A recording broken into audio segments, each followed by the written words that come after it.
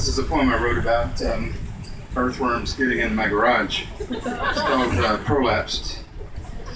Rooted in ruttedness and rutted in rootedness in a crack in the corner of the garage like some obsolescent device, the corpus reclines in decline as the mind gets lost among its mirrors, watching candid camera reruns of its worn-out gestures, reflected now in accordion ripples of repeated images, shuffling and scattering like cars let fall from a deftly controlled arc. Night crawlers seek my domain with slow snake-sucking motions, defying sweeps and tight-wedged jams, thirsting for the underbelly heat of the beer fridge and cars crackling and settling with recent exertion. They smell of fish market dumpsters and dirty socks. Could they be the Lamy of the moon come to take me home? In my dreams, I ride upon their fleshy black backs out beyond the bar, over my head, defying, though there be no denying, the undertow. How small can you shrink before you disappear down your own singularity, leaving only a closet full of old x-rays and dental records? To the quiet hum of the appliance and the lulling breeze of exhaust they come to die, merging their collective dreams in one sticky mass grave, indistinguishable in appearance from nicotine tar, dripped motor oil, or the residue from a water filter.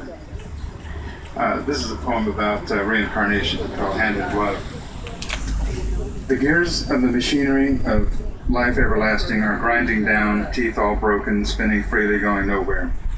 The struggle to continue, to begin again, renew, reinvent, culminates in the hands of a child newly reborn of old, and asked to fit into the man's gloves, little bones furtive inside leathern, flopping, insinuating fingers, thrust into the void of purpose, the being too small, too weak, too many-timed for the task required in the mundane cage, the grip of context drowning suspicion at birth. Recycled Sally is not your father's milk carton stewed down and McDonaldized into the unruly planks of a yard swing. She that has come again lives in a rearview mirror and the gestures of a closed-captioned signer, a pale hologram, small as a macaque, but only from the perspective of those whose freshly stamped souls have no ash or hemoglobin in their bore samples. Hop toads on the hot tin roof of the here and now, hopped-up truckers of props, dealers in dissonance, guild breathers in the angry sea of their complacence, cod's-eyed within the tormented waves of their complicity, communality. The destructive element grows more so with each passage to India, with each instinctive embrace of the fiction of surfaces. Old dog's body, sniffing for glimpses of his metempsychotic past, spends his Newfoundland days trying to float, to tread alien water, to pretend that none of this is happening, that it is in no sense what it appears to be.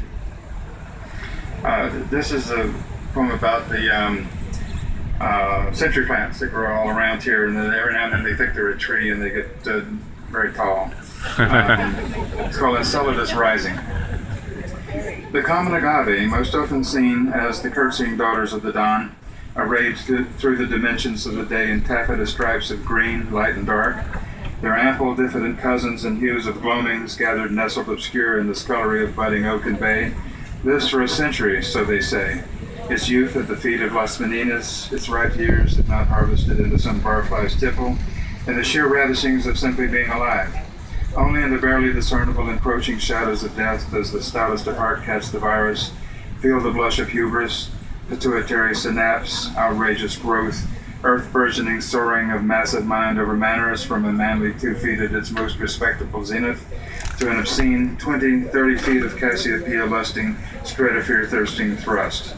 Sublimely indifferent to the startled gaze of neighbors and the odd passerby, and his own egregious affront to the norms of landscape decor, and breaching of the known borders of the lascivious and the conspicuous, the old lion in a sudden froth of mistaken youth, flings his essence to wind, cups his hour of roaring recreation, days of nights of quiet procreation, only to snap and fall in a second, to scatter in splinters of pith across the unnoticing, unfeeling driveway. This is a poem about something I saw on the way home from work. It's called Usurper. From the emerging verge in the marge of the oncoming eye was a spited rush hour bald eagle, standing tall in the shrubbed median of a 6-lane freeway, attacking like Horowitz, a spread of second-hand kill, like some common vulture, proud yet, but embarrassed, his snowy throat and pate as soiled as a mattress thrown out of a pickup. I have seen ospreys caught in traffic and mangled in a frenzy of flying feathers, but never the late icon of Republic pictures in such a fix. Seldom in the wild, but often on the tombstones of multimillionaires and dirty bills and anywhere scoundrels hide.